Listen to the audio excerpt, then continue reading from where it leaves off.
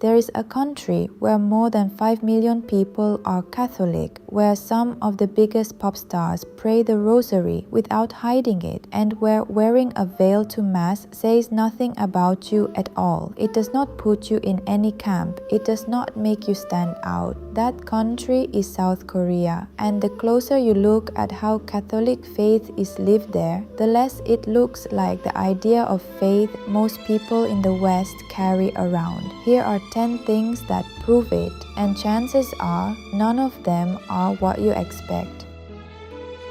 There is an object that, in many Western parishes, quietly places you in one camp inside the church. In Korea, that same object means none of that. Sunday after Sunday, the same scene repeats across parishes in Seoul. Women arrive with a small white veil, already resting on their hair or folded away in a bag, ready to put on before they walk in. Nobody turns to look. It is as ordinary as grabbing an umbrella before it rains. In many Western parishes, a woman wearing a veil to a regular Sunday Mass tends to stand out. Online, veils are mostly sold and worn within a smaller, more traditional group inside the church, the kind that favors the old Latin Mass. Wearing one there can feel like declaring which side you are on, not simply covering your head. In Korea, the veil belongs to no side. It is simply what many women do before walking into church, the same way they grab their keys before leaving the house. South Korea now has more than 5 million Catholics, and that number keeps climbing every year, right as Mass attendance keeps falling across much of the West, and young adults are a real part of that growth, not just older generations holding on to old habits. So the veil says something far bigger than fabric. It says that being visibly religious in Korea does not cost a woman the same thing it costs elsewhere. In some churches, giving your offering is almost a public act. Everyone can watch the gesture of reaching into a pocket. In Korea, that moment has largely stopped existing the way you might picture it. At the sign of peace, people do not shake hands either. They bow toward the person next to them instead, a custom far older than the church itself, rooted in a culture that already valued quiet respect long before any Catholic missionary arrived. And the money moves even further from what you would expect. Many Korean Catholics now pay their Sunday offering straight from their phone through an app called Catholic Hasang, built by the country's own bishops, together with a Korean bank and linked directly to each person's baptism record. The technology is new, but it answers something old: the idea that giving money at church is a private matter, not something meant to be seen. There is a cathedral in the heart of Seoul called Myeongdong. Today, it is full of tourists and wedding photos. In June 1987, it looked completely different. Tear gas filled the streets outside. Students ran through the smoke to take shelter inside the cathedral, escaping the police. They stayed there for weeks, sleeping on the stone floor, eating food that local shopkeepers smuggled past the barricades. Riot police surrounded the building day and night. The Archbishop of Seoul at the time, Cardinal Kim Soo-hwan, made it clear to the officers that if they wanted to arrest the students, they would have to go through the priests and the nuns first. The police backed off. That standoff became one of the sparks that pushed South Korea toward real democracy just weeks later. It was not an isolated moment. Through the 1970s and 80s, under military rule, Catholic priests in Korea organized openly against the government. Myeongdong became known as a safe place for anyone the regime wanted to silence: protesters, workers, students. People started calling it the Mecca of the democracy movement.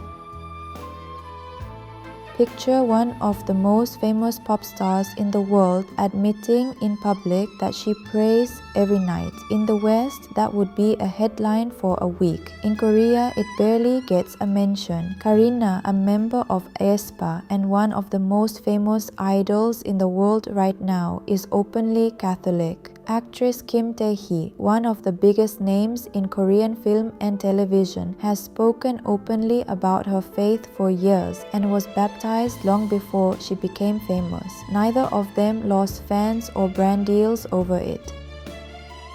All of this might sound like faith and womanhood coexist in Korea without any friction at all. A recent survey shows that reality is a lot more complicated than that. Among Korean Catholic women, 94% said their Catholic identity matters to them deeply. At the same time, most of them described their relationship with the institution as a wall, something they never fully get through. A large majority said women should be allowed to hold leadership roles at every level of the church. Since the 1990s, Korean Catholic women have built their own groups from inside the church to push for exactly that. They are not leaving, they are staying and pushing.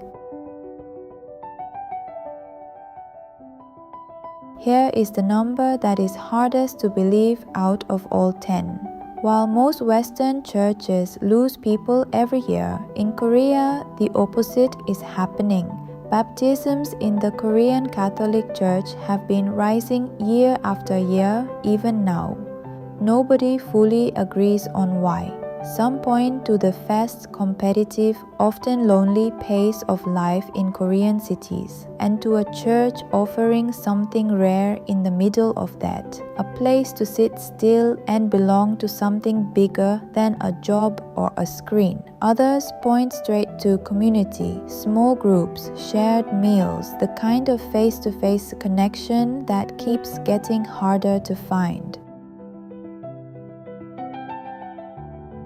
In almost every country in the world, Catholicism arrived through foreign missionaries. In Korea, it happened the other way around, and Korea is the only country where it did. In the late 1700s, a group of Korean scholars traveled to Beijing as part of a diplomatic mission and came across Catholic books brought over from Europe. One of them, Yi Seung-hun, was baptized in Beijing in 1784 and returned to Korea to baptize his own companions. With no priest at all, this community of lay believers organized itself, appointing its own catechists, translating texts, meeting in secret to study and pray. In 1786, they even appointed lay people to carry out priestly duties, something so far outside the norm that the Vatican had to clarify in 1789 that it was not valid under canon law. For more than 10 years, this community held the faith entirely on its own. When the first foreign priest finally arrived in 1795, he found 4,000 Catholics already waiting for him. What is striking is that this lay-led model, born in Korea purely out of necessity, is close to the same idea the wider church would not officially embrace for almost another 180 years with the Second Vatican Council in 1965.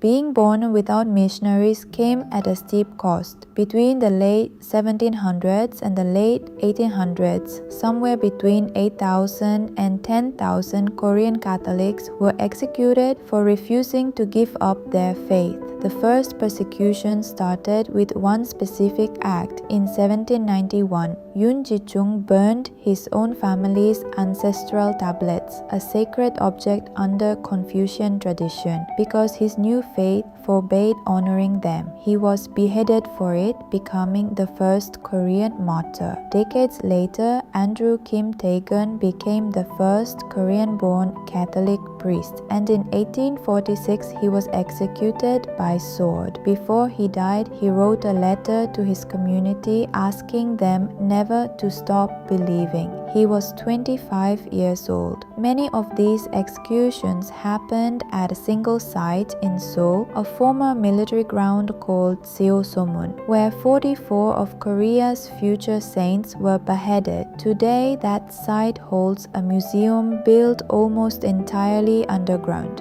In 1984, Pope John Paul II canonized 103 of these martyrs and broke with tradition by doing it in Seoul instead of Rome, the first canonization ever held outside the Vatican. In 2014, Pope Francis beatified another 124 Korean martyrs. Between saints and blesseds, Korea counts 228 recognized martyrs today, one of the largest groups anywhere in the world.